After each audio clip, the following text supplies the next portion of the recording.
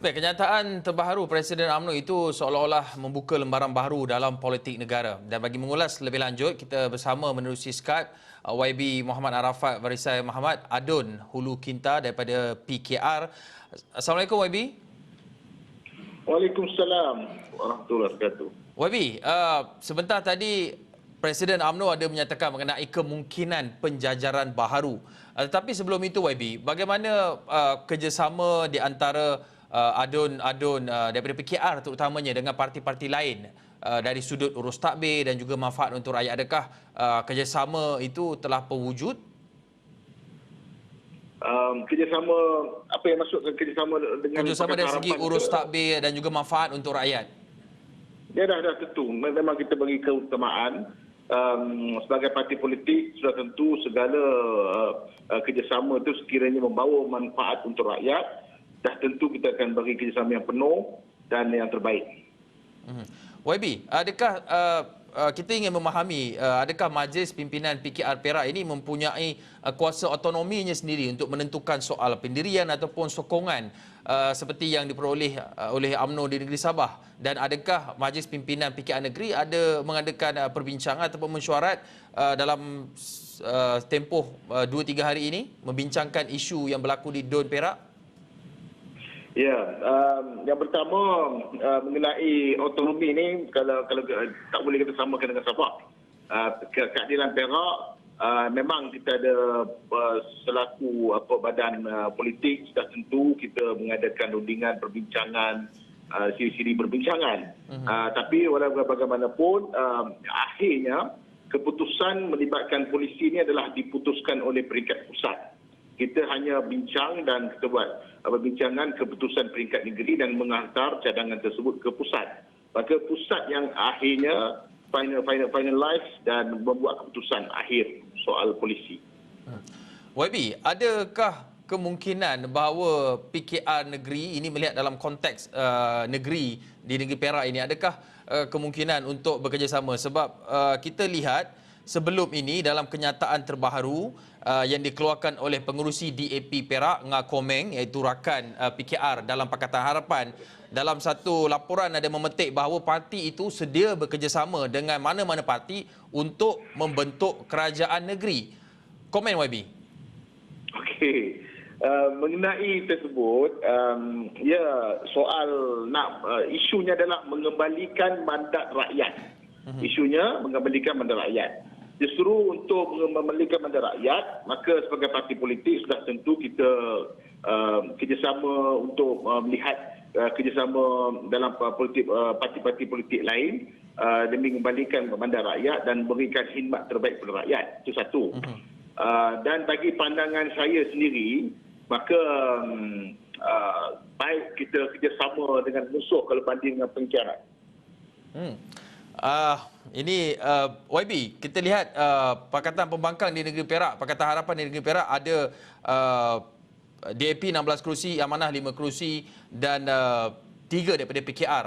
Mereka ini bermakna Pakatan Harapan ataupun PKR sendiri juga di peringkat kepimpinan negeri terbuka untuk bekerjasama dengan parti seperti UMNO dan PAS, tapi tidak bersatu. Ya, jadi saya dah sebut pandangan saya sendiri tadi. Pandangan saya dah sebut tadi. Maka walaupun pandangan kita diberikan pandangan pada pusat, akhirnya polisi polisi itu dimutamatkan di peringkat pusat. Maka bagi pandangan saya ulang balik, baik kita kerjasama dengan musuh kalau banding dengan pengkhianat. Maka rakyat sedia maklum bahawa siapa pengkhianat, siapa musuh. Ini satu perkara yang menarik untuk dibincangkan. Tapi YB, apa pandangan YB tentang politik tanpa parti ataupun bipartisanship parti ini? Tanpa parti? Ya, ataupun bipartisan. Dia kalau tanpa parti ni dia macam tak lengkap, maknanya sesuatu perkara yang maknanya luar daripada dasar politik lah. Maka apa-apa pun harus ada satu dasar. Berdasar-dasar tersebut perlu ada satu penyantuman antara parti-parti untuk menubuh kerajaan dan memberikan khidmat kepada rakyat. YB, kita nak lihat bukan saja dalam konteks power play ataupun perebutan kuasa ataupun isu politik, tapi juga soal pemegang taruh utama iaitu rakyat. Kalau kita lihat di peringkat persekutuan, kita lihat Belanjawan 2021 contohnya telah menuntut perbincangan di antara pembangkang dan juga kerajaan dalam membuat satu belanjawan. Tapi bagaimana pula dengan di negeri Perak? Adakah pentadbiran kerajaan yang lalu sebelum ini ada mengambil pendekatan yang sama, atau walaupun sebenarnya Belanjawan Negeri Perak tak sempat pun dibentangkan? Memang yang pertama, kita sehari sebelum persidangan, keadilan sendiri telah mengadakan sidang media dan memberikan mengeluarkan kenyataan dari sudut penambahbaikan cadangan untuk bajet Perak. Memang kita lakukan. Itu satu. Tapi perbincangan dengan kerajaan tidak berlaku.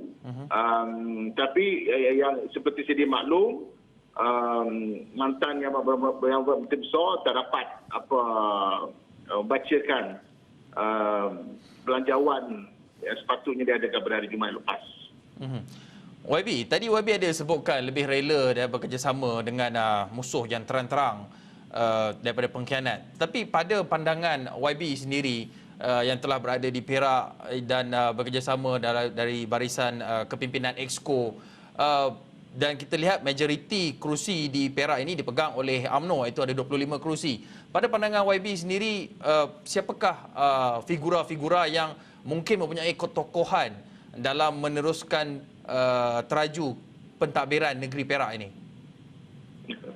Okay, ketokohan, kalau soal ketokohan, setiap parti memang ada ketokohan. Setiap parti memang ada tokoh-tokoh tertentu, tapi isunya adalah perbincangan antara komponen-komponen yang akan buat gabungan ini akan dapat satu kata putus dengan atas alasan-alasan munasabah kalau perkara itu disetujui.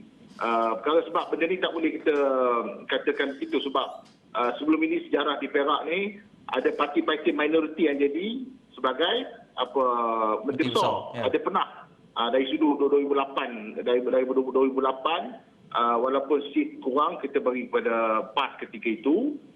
Begitu juga sekarang yang berlaku pada 2018 pun, walaupun bersatu hanya satu kerusi kita bagi kepada sebagai menteri besar.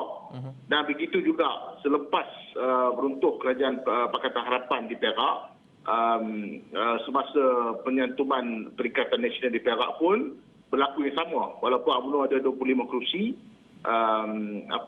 bersatu dapat sebagai menteri besar. So itu kita tidak boleh tentukan atas dasar numbers, tapi atas dasar semangat setiap kawan, semangat berbincangan antara parti-parti komponen. Itulah dinamika dan keunikan landscape politik kita. Tapi dalam masa sama YB, adakah Majlis Pimpinan PKR Perak telah mengadakan mesyuarat, dan bila kita jangkakan akan dapat dikeluarkan satu kenyataan rasmi berhubung dengan pendirian Parti Keadilan Rakyat PKR ini? InsyaAllah, saya yakin dalam masa terdekat. Dalam masa terdekat, anytime boleh tunggu keputusan atau announcement daripada pusat, insyaAllah, dan melalui negeri.